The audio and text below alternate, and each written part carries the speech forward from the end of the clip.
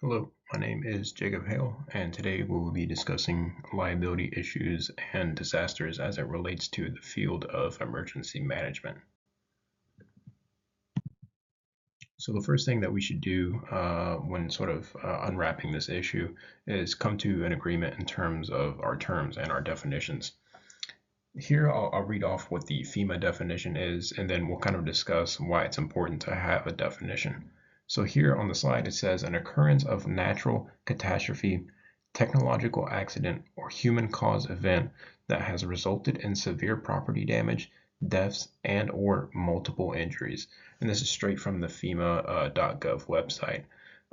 Why it's important to have a definition of what a disaster is because oftentimes, especially at the individual level, we all come across things, probably not in our daily lives, but in our lifetimes, that we would define as disastrous. And oftentimes, these are oftentimes categorized as just emergencies or just, really minor events, like car accidents and things like that, that really are more suited for local agencies, even though they may be severe to the personal level.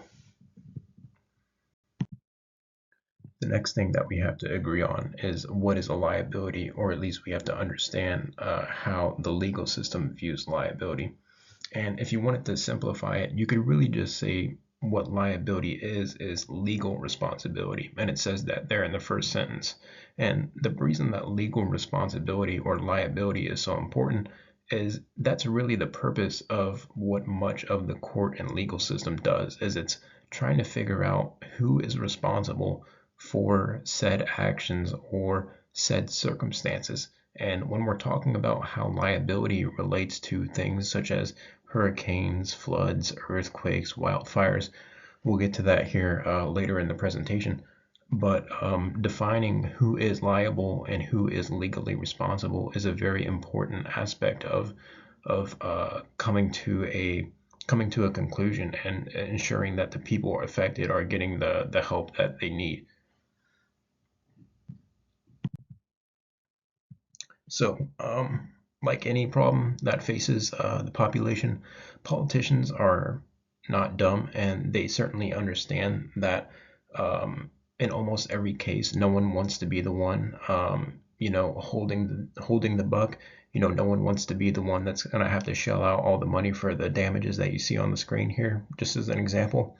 And so, some of the challenges that courts face in terms of solving these issues that oftentimes go on for months and months is one, determining fault, meaning who can be identified as this person is guilty or not necessarily guilty, but just at fault. The next one would be proving negligence, which is that victims would have to show that someone failed to take responsible care and that this failure has caused harm to the individual or individuals. Um, the next one is insurance disputes, which are becoming more and more prevalent in places like California and Florida, as both of these states have been hit pretty hard in recent years with things like wildfires and flooding, with some insurance agencies just straight up pulling out of the states altogether. And then the last one would have to be the distinction between natural and human causes, as natural causes can sometimes be more easily sort of avoided, or they're a little bit more hard to cast blame on a certain actor if it is deemed that the cause of the disaster was a natural event. And then the next thing that we'll talk about here is prevention and risk management. And so you have sort of this relationship between governments, organizations, and businesses. And each of these organizations or institutions, they all have their own desires to either reduce their personal risk, maximize profit, or just straight up protect citizens.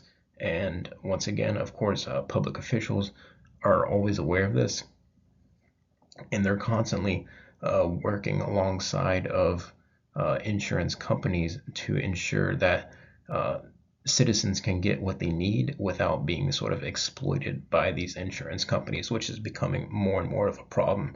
And you'll see some examples of that here in a second. And here we go. We have some of the most recent case studies.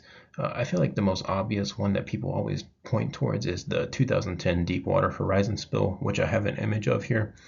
But there was also ones that are probably going to be swept under the rug here, sadly, in a couple of years, like the Maui wildfires that destroyed a lot of homes in Hawaii, or the Pacific Palisades fires, which um, happened in this past year that left a lot of people either homeless, or it left a lot of people very much displaced. And there's still ongoing legal disputes about, insurance and lawsuits and all sorts of other stuff. If it's residential properties, or even commercial properties as well. And then so to conclude this, to wrap it all up, these disasters are, of course, disastrous, and they oftentimes bring on a great deal of harm to the citizens, businesses. They're extremely complicated to maneuver, and this is why we have entire legal teams to handle these cases in the first place. But ignoring these problems will not make them any better. And I encourage everyone to take as much action and be as proactive as possible in terms of ensuring their own safety and their financial well-being as well. And then lastly, we just have the sources here. Thank you.